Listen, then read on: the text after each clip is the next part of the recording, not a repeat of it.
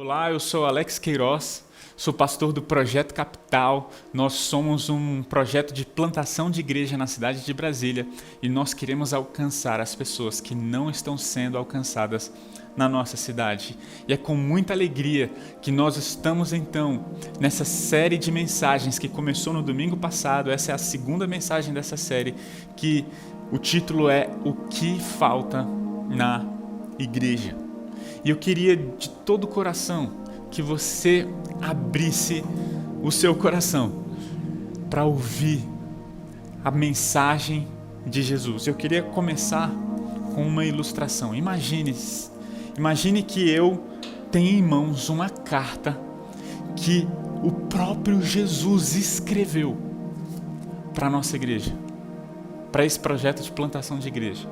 Imagine que eu pegue uma carta e fale para vocês: olha, eu tenho aqui a revelação de Jesus para a nossa igreja. Como que você se sentiria? Como que você se comportaria? Como que você ouviria essa mensagem? De coração, tenta imaginar. Você não ia ficar, o que será que Jesus falou sobre nós?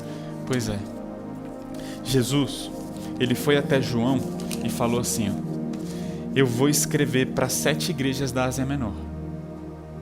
Então anota tudo que eu vou falar para você sobre essas 7 igrejas. É Jesus quem avalia a igreja, é Jesus que vai falar sobre o que falta na igreja. E essas cartas, e isso aqui é impressionante, essa carta que Jesus escreveu para Éfeso se aplica para nós. Essa carta que Jesus escreveu para Éfeso, podemos dizer que ela é para nós também. Eu queria que você ouvisse essa mensagem com o mesmo entusiasmo. Caso eu te dissesse, Jesus escreveu uma carta para o nosso projeto de plantação de igreja. Eu queria que você ouvisse, porque o que está escrito aqui, essa carta que Jesus escreveu para Éfeso, é para mim e para você. Qual é o contexto em que a igreja de Éfeso recebe essa carta?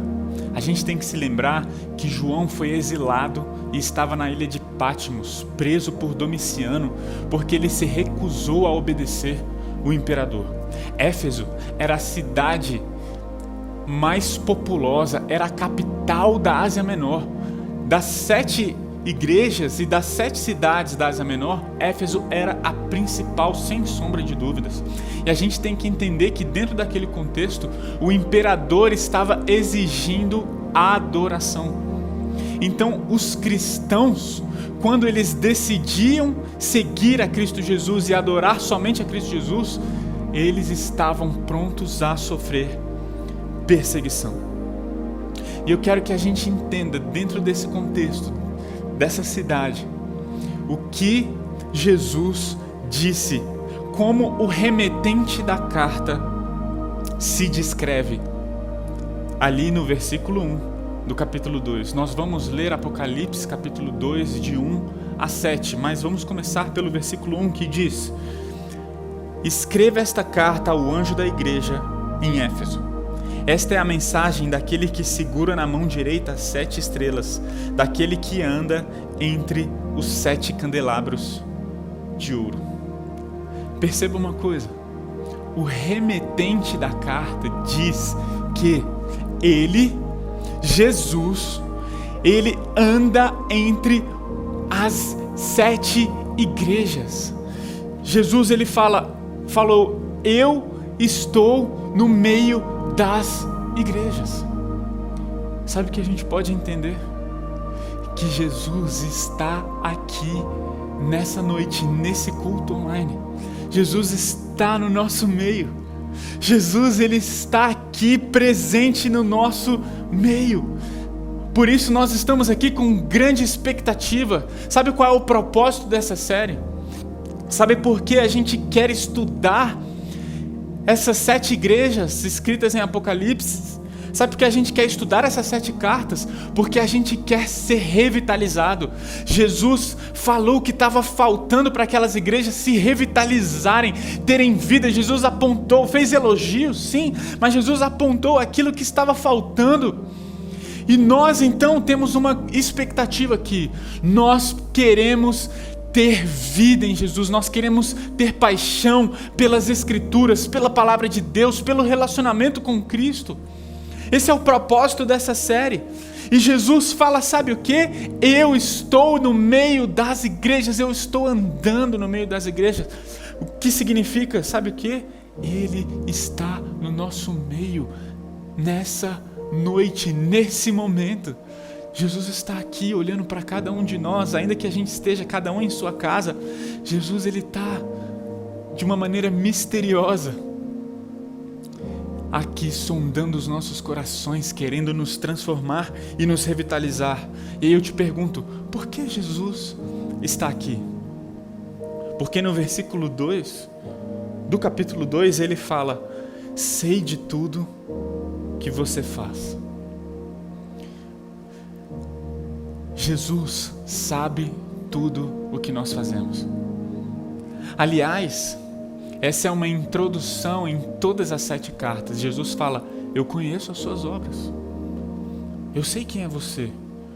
Esse Jesus vivo, ressurreto, cheio de autoridade, ele está no nosso meio fazendo sabe o quê? Ele está falando: eu te conheço. Eu sei o que você está passando. Eu sei as áreas da sua vida que estão difíceis. Eu sei os pecados que você está cometendo. Eu sei o que você faz dentro de casa. Eu sei o que você faz quando ninguém está vendo. Eu estou no meio de vocês e eu consigo enxergar aquilo que ninguém mais consegue. Eu estou aqui e eu sondo os corações. Jesus está no nosso meio, enxergando os momentos difíceis durante a pandemia, as perdas. Jesus consegue enxergar o nosso sofrimento e a nossa dor. Jesus consegue enxergar a nossa dificuldade de não poder nos reunirmos presencialmente. Jesus está enxergando cada coisa. Jesus está vendo porque Ele está no nosso meio. Isso muda tudo, isso muda a maneira como a gente vai ouvir a mensagem nesse momento. E sabe por que Jesus está no nosso meio? Sabe por que Ele está aqui? Sabe por que Ele se manifesta aqui através dessa igreja, desse culto online? Sabe por quê? Porque nós temos faltas. E Jesus quer apontar algumas dessas faltas para que eu e você possamos corrigir o que está faltando na nossa vida, para que a gente seja cheio de Jesus e cumpra a missão que Ele quer de nós. Só que o que falta em mim, talvez não é o que falte em você. E por mais que as cartas tenham sido destinadas para igrejas, o apelo é individual. No final de cada carta, a música é a mesma. Quem tem ouvidos para ouvir, ouça o que o Espírito tem a dizer. Ou seja, é um apelo individual. Por isso eu já quero desde já te desafiar, te encorajar a abrir os seus ouvidos, a abrir o seu coração, porque talvez Jesus vai falar de maneira poderosa na sua vida hoje. E Jesus, ele faz 3 elogios à igreja de Éfeso. 3 elogios. O primeiro elogio que ele faz, ele elogia a fidelidade à Bíblia de Éfeso. Veja ali no versículo 2. Sei de tudo que você faz. Sei que você não tolera os perversos. Examinou as pretensões dos que se dizem apóstolos, mas não são. E descobriu que são mentirosos. Lembre-se, no contexto de Éfeso, uma pessoa que se dizia seguidora de Jesus, ela estava correndo risco de morte. E por isso, Jesus elogia a igreja de Éfeso falando: olha, mesmo assim, mesmo correndo risco de morte, vocês não abriram mão da verdade. Porque existem várias pessoas em outras cidades que estão se corrompendo por causa da perseguição.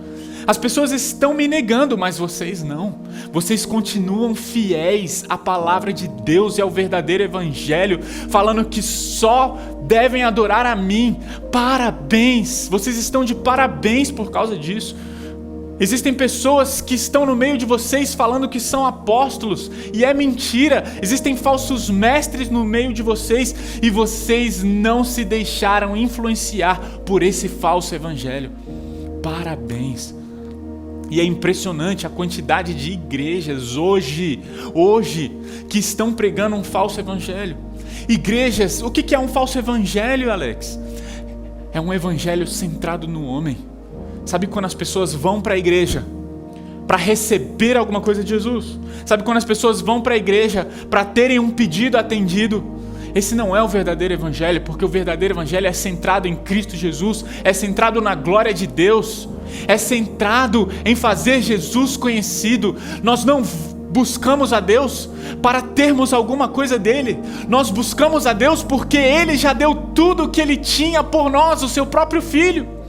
Nós não precisamos de mais nada, e ainda que Deus não mude as nossas circunstâncias, e ainda que a gente sofra dor e perseguição, Ele já nos deu promessas de salvação eternas. Nós não precisamos de mais nada, porque nós já temos a salvação em Cristo Jesus. Nós já temos um relacionamento pleno com Deus, por causa do sacrifício de Cristo. E eles foram elogiados pela fidelidade ao verdadeiro evangelho. E a gente pode ver também, no versículo 6 do capítulo 2, o que Jesus fala sobre a fidelidade às Escrituras. Mas a isto, a seu favor, você odeia as obras dos nicolaítas, como eu também odeio. Olha só, Jesus está elogiando a fidelidade deles às Escrituras. E eles falaram: olha, vocês odeiam o que os nicolaítas estão ensinando. O que os nicolaítas ensinavam? Eles faziam um sincretismo religioso. Os nicolaítas estavam no meio das igrejas falando que era possível ser cristão e adorar o imperador Domiciano. Eles estavam falando que era possível ser cristão, sermos cristãos e continuarmos em práticas pagãs. Sabe o que mais que eles falavam? Eles falavam de um Jesus de muita graça. Sabia? Os nicolaítas, eles falavam assim: quanto mais você pecar, mais graça você vai experimentar. Então, não se preocupe se você vai pecar muito ou pouco. O que importa é que a graça de Jesus, ela é abundante de tal forma que você pode viver da maneira que você quiser. Esse não é o verdadeiro evangelho. O verdadeiro evangelho, ele fala: venham a mim como vocês estão. O verdadeiro evangelho fala: se você é um pecador, vem a mim. Você está sofrendo, vem a mim. Você está precisando de ajuda, vem a mim.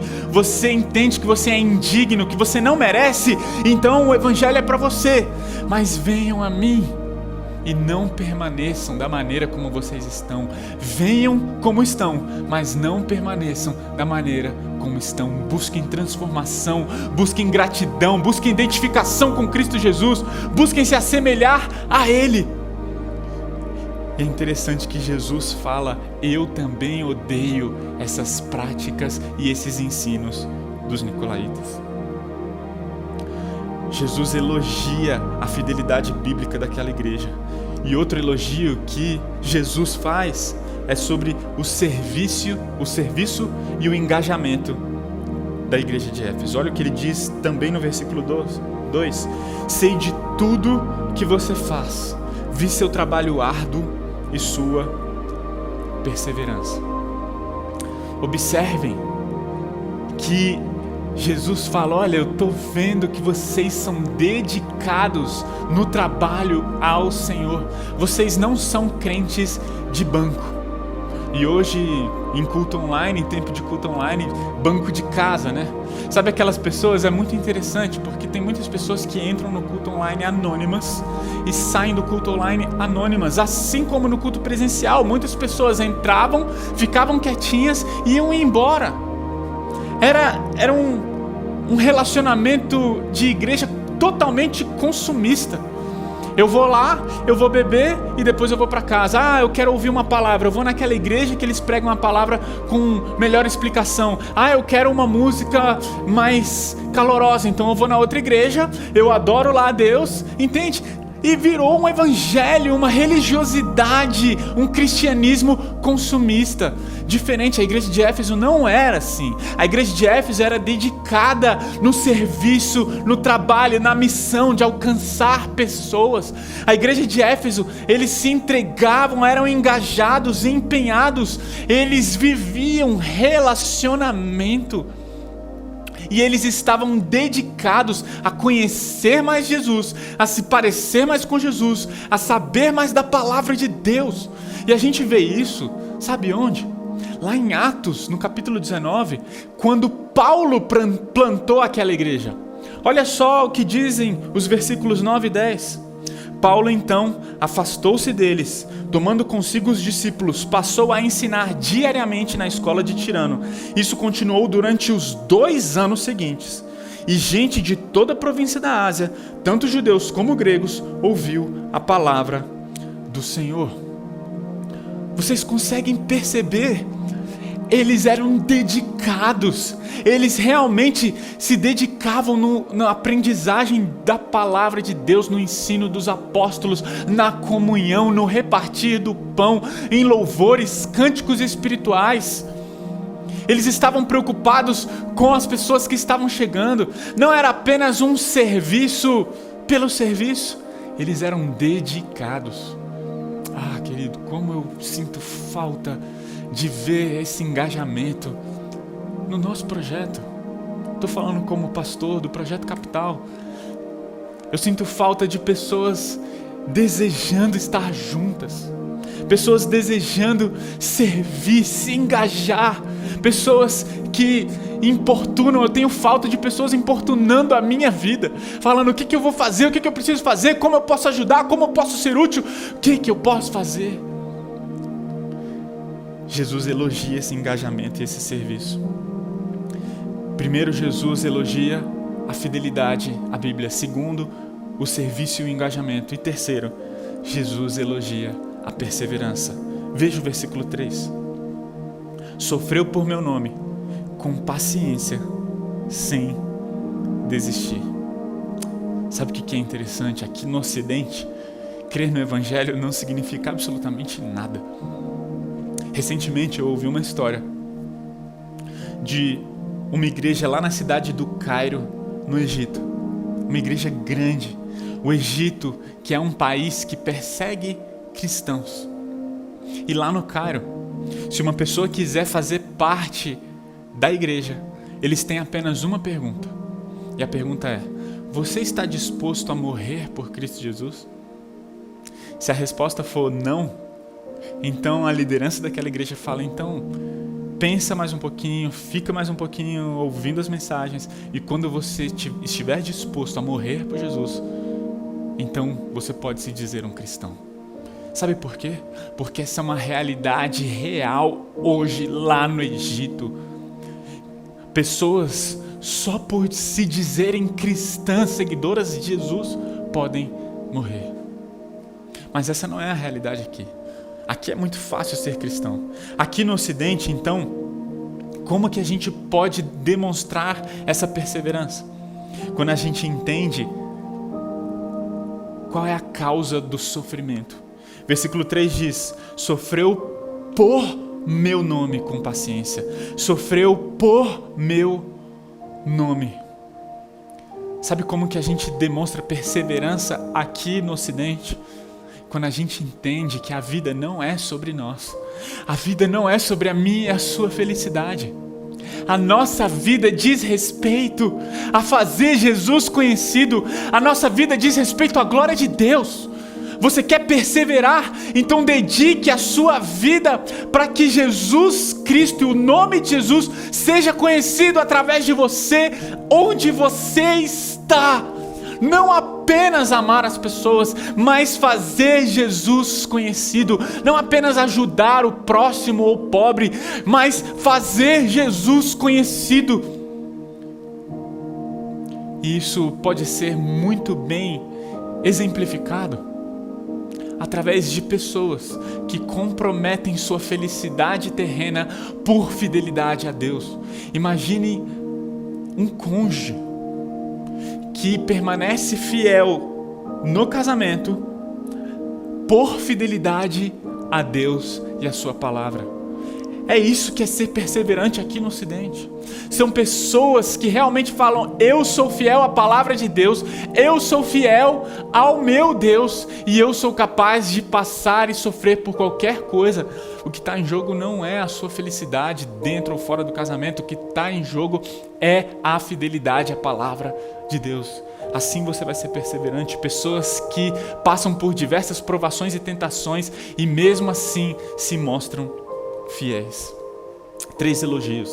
E Jesus faz esses elogios. Olha, vocês são fiéis à palavra de Deus. Vocês servem e são muito engajados na missão de Deus. Parabéns. A maneira como vocês se relacionam como igreja. E parabéns. Eu preciso fazer um elogio. Jesus fala: eu queria elogiar que vocês são perseverantes e vocês são capazes de sofrer por causa do meu nome. Mas tem uma coisa que falta. O que falta na igreja de Éfeso? A gente vê no versículo 4. Contudo, tenho contra você uma queixa. Qual é a queixa que Jesus aponta? Você abandonou o amor que tinha no princípio. A igreja de Éfeso abandonou o primeiro amor. Sabe o que é mais interessante? O que significa abandonar o primeiro amor? É quando a gente substitui o relacionamento com Jesus por outras coisas. Abandonar o primeiro amor significa colocar qualquer coisa como prioridade no lugar da prioridade de se relacionar com Cristo Jesus. Assim, a gente perde o primeiro amor. E sabe o que é mais interessante ainda? Porque a igreja de Éfeso, eles foram elogiados por buscar conhecimento, pela fidelidade à palavra de Deus. Eles foram elogiados pelo serviço e pelo trabalho a Deus, mas foram criticados pela necessidade de voltar ao primeiro amor. E sabe por que a igreja de Éfeso estava trocando o relacionamento? Pelo que a igreja de Éfeso estava trocando o relacionamento com Jesus? Pela ortodoxia, pelo conhecimento das Escrituras e pelo trabalho. A igreja de Éfeso estava mais preocupada com o trabalho de Deus do que com o Deus da obra. A igreja de Éfeso estava mais preocupada com a obra de Deus do que com Deus da obra. Eles estavam muito focados no conhecimento das Escrituras, de tal forma que eles estavam perdendo o entusiasmo de relacionar-se com Deus. Sabe o que é interessante? Porque eles estavam trocando relacionamento com Deus por coisas boas e legítimas, você percebe? Coisas que foram elogiadas pelo próprio Cristo Jesus. Mas uma coisa boa pode tomar lugar no nosso relacionamento com Deus. E é por isso que você e eu precisamos abrir os olhos. Porque o fato de você fazer várias coisas que Deus aprova não significa que não falte algo que Jesus quer que a gente mude. Entenda, Jesus quer que o nosso relacionamento com Ele seja a coisa mais importante das nossas vidas. Gente, ortodoxia, ou seja, conhecimento das Escrituras e da Bíblia é fundamental. Gente, trabalho e serviço é fundamental. Uma igreja que não trabalha, ela dá trabalho. Hernandes Dias Lopes falava isso. Uma igreja que não evangeliza precisa ser evangelizada. Uma igreja que não faz missões é um campo missionário. Mas qual é o problema da igreja de Éfeso? Eles perderam o entusiasmo do relacionamento com Cristo Jesus. Eles perderam. E sabe como isso é caracterizado? Como isso pode ser caracterizado? Através de uma rotina fria. Através de cultuar a Deus no piloto automático. Presta atenção, porque talvez isso esteja acontecendo agora, nesse exato momento. Talvez algumas pessoas nesse culto online estejam offline. Talvez algumas pessoas tenham vindo aqui por mera religiosidade. Entenda, um verdadeiro discípulo de Jesus quer se parecer com Jesus, quer amar a Jesus hoje mais do que ontem. E é isso que Jesus está apontando aqui. Jesus ele está falando, olha, falta entusiasmo, falta paixão, parabéns, vocês conhecem a Bíblia, mas falta entusiasmo em relacionar-se comigo. Vocês estão priorizando a obra de Deus ao invés do Deus da obra. Você lembra de alguma história assim que aconteceu nos evangelhos? Marta e Maria. E é muito interessante porque muitas pessoas ficam encucadas, com essa história e falam, poxa, Marta estava lá se esmerando, cuidando, servindo a Jesus. O problema não é servir a Jesus. O problema é não priorizar o relacionamento com Jesus. Entenda uma coisa, sabe o que significa faltar com o primeiro amor? Significa deixar de enxergar o relacionamento com Cristo como a coisa mais importante da minha e da sua vida. Existem pessoas aqui estão ouvindo essa mensagem, que talvez tirem 10 numa prova de ortodoxia, ou seja, tirem 10 numa prova teológica, mas a alma está definhando, mas existe um buraco e um vazio no seu coração, e Jesus ele quer preencher. Jesus ele não quer apenas que a gente saiba da Bíblia, Jesus quer que a gente viva a Bíblia, Jesus quer que a gente o conheça, Jesus não quer apenas que a gente saiba sobre Ele, Jesus quer que a gente o conheça intimamente, profundamente e deixe Ele tocar na minha e na sua vida. São pessoas que sabem tanto da Bíblia que conseguem avaliar todos os erros teológicos que são ditos, mas não conseguem enxergar a sua falta de amor, mas não conseguem enxergar e avaliar aquilo que falta no seu coração. São grandes avaliadores dos outros, mas não conseguem enxergar a sua própria pecaminosidade. Como então restaurar esse amor frio?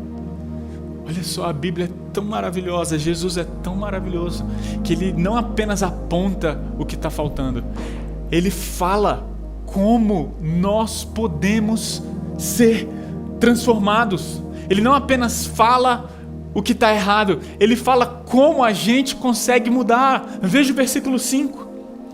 Veja até onde você caiu. Veja até onde você caiu. Arrependa-se e volte a praticar as obras que no início praticava. Volta a praticar as obras que no início praticava. Primeira coisa, volte a um local, volte ao lugar, faça uma análise sincera.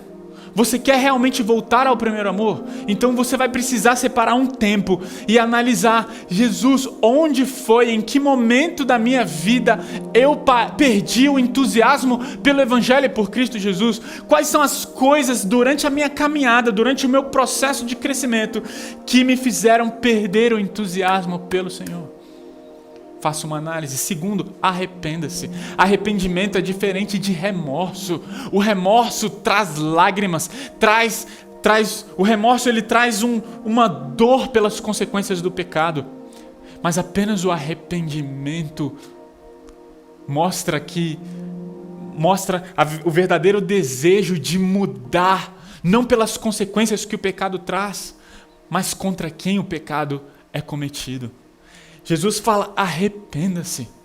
Talvez você ouça essa mensagem e eu vou ficar muito feliz se você for extremamente quebrantado e lágrimas correrem dos seus olhos, eu vou ficar muito feliz se isso acontecer. Mas isso não adianta de nada se não houver arrependimento, porque é possível você chorar, prantear e não se arrepender. Arrependimento requer uma mudança real de atitude. A partir de hoje, a partir de amanhã, eu não vou ser mais a mesma pessoa. Você quer realmente voltar ao primeiro amor? Então você precisa fazer essa análise e você precisa se arrepender, que significa mudar. E terceira e última coisa, volte a praticar. Veja o que você estava praticando errado. Veja onde você errou. Se arrependa. É o DRR de Efésios capítulo 4, 22 a 24. e depois volte a praticar. Volte a praticar. Coloque no lugar das más obras as boas obras. Coloque no lugar das más obras aquilo que te trazia entusiasmo, paixão pelo Evangelho. Coloque no lugar realmente aquilo que te fazia ferver por amor a Jesus. Eu me lembro na minha adolescência que quantas vezes isso aconteceu na minha vida. Às vezes eu estava na rua e eu não via a hora de chegar em casa num horário que não tivesse ninguém. Sabe para quê? Porque eu tinha um CD da Hillsong, More Than Life, e eu colocava aquele CD e eu ouvia, eu botava no volume mais alto e eu cantava a Deus e eu gritava a Deus e eu tinha um prazer. E eu lembro de vezes que eu estava na escola, na rua, e falando, eu não vejo a hora de chegar em casa para poder, eu não vejo a hora de todo mundo sair para eu ficar sós com Deus. Sabe por que isso acontecia? Sabe por que já houve esse entusiasmo? E sabe o que traz esse entusiasmo hoje na minha vida? E sabe o que pode trazer esse entusiasmo na sua vida? Quando a gente entende, quando a gente possui uma gratidão absurda pelo Evangelho e pelo conhecimento de Cristo Jesus. Quando a gente entende o que Cristo Jesus fez por mim e por você. Gente, eu costumo dizer que em um relacionamento, as duas partes sempre têm responsabilidades e culpas, sempre.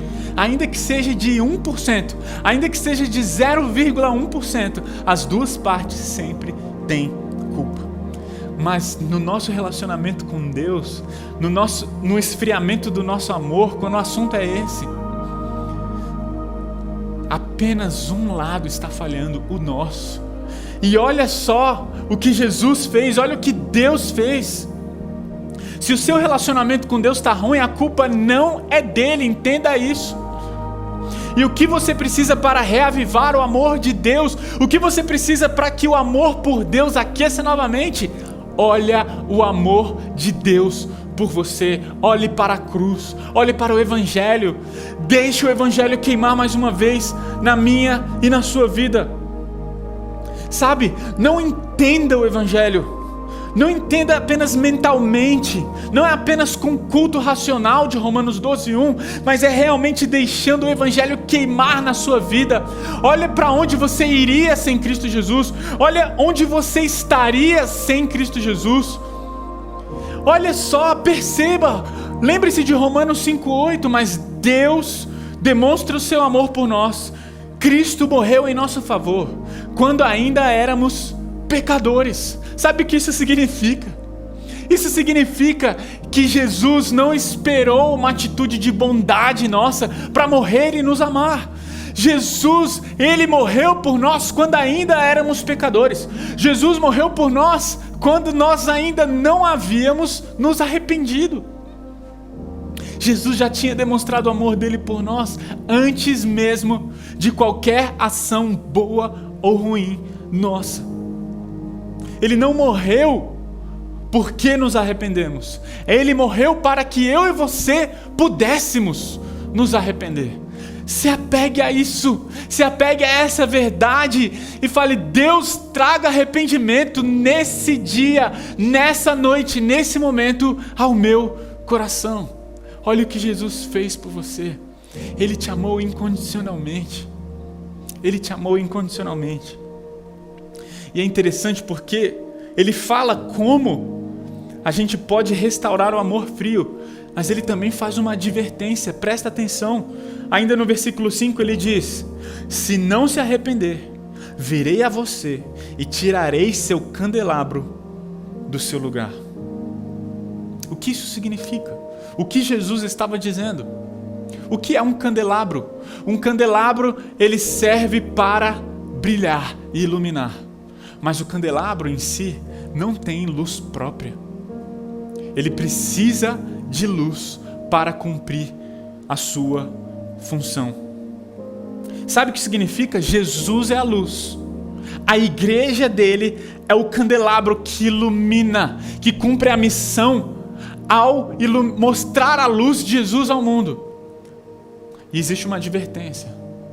Se você não voltar ao seu primeiro amor, se você não se arrepender, e se você não voltar à prática dessas obras, eu vou apagar, eu vou tirar esse candelabro. Você quer ver um sinal de uma igreja que está morrendo? É uma igreja que não está iluminando Cristo Jesus. Se o nosso projeto de plantação de igreja não viver o primeiro amor, nós não vamos alcançar pessoas. Nós vamos patinar no mesmo lugar. Nós vamos ficar 3, 4, 5, 10 anos. É por isso que plantar igreja envolve dependência, porque é Cristo que realiza à medida que os nossos corações são aquecidos por Cristo Jesus e a gente consegue resplandecer a luz dele ao mundo quando a gente estuda a palavra, quando a gente se dedica no trabalho, quando a gente persevera no meio das dificuldades e circunstâncias, mas também quando nós temos o primeiro amor, ou seja, quando o nosso entusiasmo pelo relacionamento com Cristo Jesus é renovado dia após dia. E sabe o que vai acontecer se o primeiro amor nos nossos corações for renovado? A luz de Jesus em nós vai brilhar. E as pessoas vão ser transformadas, as pessoas vão chegar e elas vão ser transformadas. A nossa vida, a nossa igreja terá uma grande utilidade, não apenas de ajudar as pessoas aqui na terra, mas de mudar a eternidade das pessoas. Quando o primeiro amor queima no nosso coração, nós somos usados por Deus, por Cristo Jesus, para incendiar esse mundo com a chama de Cristo. E lembre-se, tem uma promessa no versículo 7. Quem tem ouvidos para ouvir, ouça o que o Espírito diz às igrejas.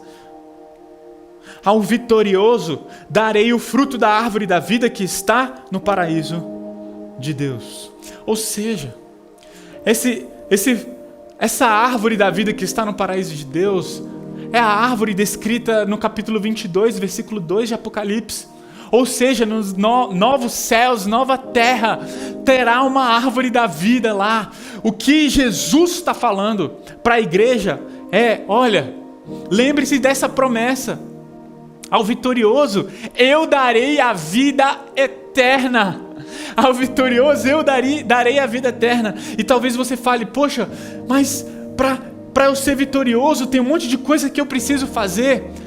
O mesmo João que recebeu a revelação de Jesus em Apocalipse foi o que escreveu as 3 epístolas de João. E lá, no capítulo 5, versículos 4 e 5 de 1 João, ele diz, quem são os vencedores? Ele disse, quem são os vitoriosos? Olha o que ele diz, pois todo aquele que é nascido de Deus vence este mundo. E obtemos esta vitória pela fé.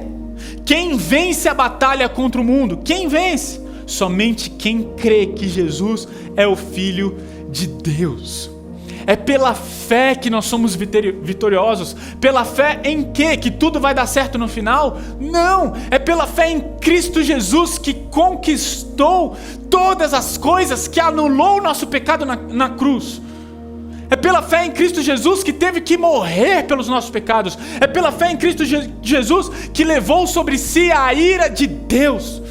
E porque a ira caiu sobre ele, não cairá mais sobre mim e sobre você. Existe uma promessa àqueles que vão perseverar, que serão fiéis às Escrituras. Talvez no meio da mensagem você tenha ouvido, poxa Alex, esse negócio de perseverança, se manter fiel a Deus, achar que a vida não é sobre nós, mas sobre a felicidade de Deus e não a nossa, isso é um pouco pesado. Mas aos vitoriosos, aos que crerem na palavra de Deus, aos que crerem em Cristo Jesus, aos que darem a sua vida, aos que derem a sua vida por amor, aos que forem capazes de sofrer e sofrer dor por Jesus Cristo, esses serão vitoriosos e um dia terão a vida eterna. Vale a pena sofrer, se doar por gratidão ao que Cristo fez e com os olhos fitos na promessa de Deus. Uau! Por isso eu queria trazer 3 princípios, 3 coisas para que a gente aplique essa mensagem hoje. Primeira coisa, volte para Jesus, pois Ele nunca se cansa de nossos novos recomeços. Volte para Jesus. Talvez você esteja afastado de Jesus. Talvez você esteja vivendo uma religiosidade. Talvez você nunca tenha vivido um verdadeiro relacionamento com Cristo Jesus. Jesus está falando, volte. Mas talvez algumas pessoas estejam falando assim, eu não consigo, eu não tenho forças, eu não consigo. Então deixa eu mostrar para você uma coisa que Jesus disse no versículo 1 do capítulo 2. Ele escreveu lá no capítulo 2, versículo 1 de Apocalipse: escreva, João, esta carta ao anjo da igreja em Éfeso. Esta é a mensagem daquele que segura na mão direita as 7 estrelas. Em Apocalipse capítulo 1, 16, ele fala, na mão direita tinha 7 estrelas. Existe uma diferença entre o segurar do capítulo 1, versículo 16 e o segurar do capítulo 2, versículo 1. No capítulo 1, segurar é mais ou menos assim, eu estou segurando este objeto. Esse objeto está em cima das minhas mãos. No capítulo 2, versículo 1, quando ele fala, esta é a mensagem daquele que segura na mão direita as 7 estrelas, é um segurar total. Nós estamos totalmente dentro da mão de Jesus. Ele nos segura, Ele nos protege, Ele cuida de nós. Nós estamos seguros na mão de Jesus. Volta para Ele, sabe por quê? Porque você é dele. Você é de Jesus, volta para Ele. Abandone suas práticas que não agradam. Volte ao primeiro amor. Por quê? Porque você é dele. Isso me faz lembrar de João 6, quando o próprio Cristo disse, contudo, aqueles que o Pai me dá virão a mim e eu jamais os rejeitarei. E esta é a vontade de Deus, que eu não perca um sequer de todos os que Ele me deu, mas que ressuscite todos estes no último dia. Entende? Volte para Cristo, sabe por quê? Porque você é dele. E se existe algo queimando no seu coração, falando eu não consigo, mas você sabe que você é dele, volte para Ele. Se levante, se arrependa dos seus pecados, faça uma análise e volte ao primeiro amor. Volte ao primeiro amor. Eu e você somos dele. Fomos comprados por um sangue muito alto. Não podemos nos dar ao luxo de vivermos da maneira como a gente bem entende. E entenda, volte para Cristo, sabe por quê? Porque Ele não se cansa dos nossos novos recomeços. Ai, Alex, eu já voltei várias vezes, eu já tentei várias vezes. Deixa eu te falar uma coisa. Jesus está de braços abertos mais uma vez, porque você é dele. Porque você é dele, volte para Ele, se entregue a Ele. Ele te segura pela mão direita. E para você que nunca foi de Jesus, escute, venha para Jesus, vem para Jesus. Vem para Jesus, se entregue a Ele. Se existe algo queimando no seu coração, vem para Jesus. Se você quer realmente que sua vida ganhe sentido, propósito, mude as perspectivas, venha para Jesus e a sua vida nunca mais será a mesma. Segunda lição, para a gente praticar. Será que os elogios à igreja de Éfeso seriam faltas a você? Sabe o que eu estou querendo dizer aqui? Jesus fez 3 elogios à igreja de Éfeso. Jesus poderia fazer esses mesmos elogios a você? Jesus falaria, olha, parabéns, a sua fidelidade à Bíblia é incrível. Parabéns, a maneira como você se relaciona como igreja, o seu trabalho como igreja é fantástico, parabéns. Ele poderia dizer isso de você. Jesus poderia dizer, parabéns, a maneira como você persevera Parabéns, você tem perseverado. Jesus poderia dizer isso para você, porque se não, se arrependa. E por último, você precisa voltar ao seu primeiro amor. Existe algo mais importante do que seu relacionamento com Jesus? Existe algo mais importante do que seu relacionamento com Cristo Jesus? Você se entusiasma até com as coisas legítimas dessa vida, mas não se entusiasma com o seu relacionamento com Cristo. Ah, mas agora não dá, eu tenho um filho pequeno, eu tenho um trabalho muito grande, eu tenho 3 empregos, eu tenho uma série de coisas para fazer. São coisas, todas essas que eu falei são coisas legítimas. Mas nada pode substituir o nosso relacionamento com Cristo. Se existe algo na frente do nosso relacionamento com Cristo, significa que nós perdemos o primeiro amor. E se nós perdermos o primeiro amor, o candelabro será removido. A nossa igreja já não tem propósito. E a gente vai deixar de cumprir o nosso papel e a nossa missão.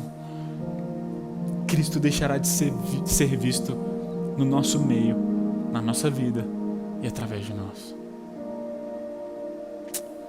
Eu espero que Deus traga um renovo na minha e na sua vida. Eu espero que Deus transforme a minha e a sua vida. Eu queria encerrar com uma oração. Oh Deus, eu não tenho sido, Deus, fiel, perfeitamente fiel a Ti. Muitas vezes eu tenho buscado a obra de Deus e deixado de lado o Deus da obra. Eu quero te pedir perdão. Traga arrependimento ao meu coração e ao coração da nossa igreja. Traga revitalização, traga vida, traga mudança, traga renovo, traga entusiasmo pelo relacionamento contigo, traga entusiasmo pelo que Cristo Jesus fez por nós na cruz. Que a nossa vida nunca mais seja a mesma. Oramos em nome de Cristo Jesus, o nosso Salvador. Amém. Deus te abençoe.